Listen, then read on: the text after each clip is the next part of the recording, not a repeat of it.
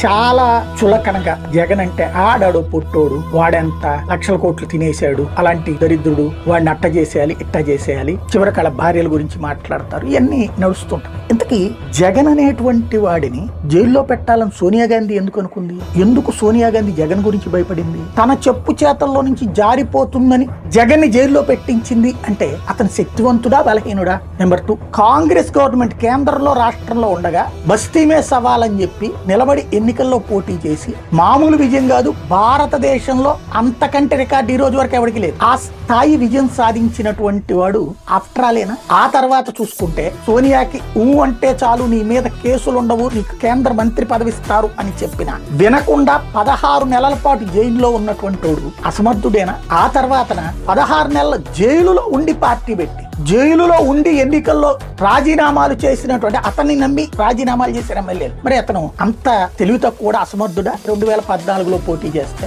45% ఓట్లు ఎట్లా వచ్చినాయి? పాదయాత్ర చేసి ఏకంగా 151 సీట్లు ఎట్లా సాధ్యమైంది? అతను అసమర్థుడైతే 6 పార్టీల కూటమి, 3 పార్టీలు ప్రత్యక్షంగా, 3 పార్టీలు. ఆఫ్టర్ ఆల్ జగన్ లో ఏముందని 6 కలవాల్సి వచ్చింది? అంత తీసేసినా కూడా 40% ఎట్లొచ్చింది? రోజు ప్రతి వార్త అతని కోసమే పేపర్లు ఎందుకు మార్చేయాల్సి వచ్చింది? పదే చంద్రబాబు, పవన్ కళ్యాణ్ పదే పదే మాట్లాడుతున్నారు. ఎందుకని అంత భయపడేటటువంటి పరిస్థితి?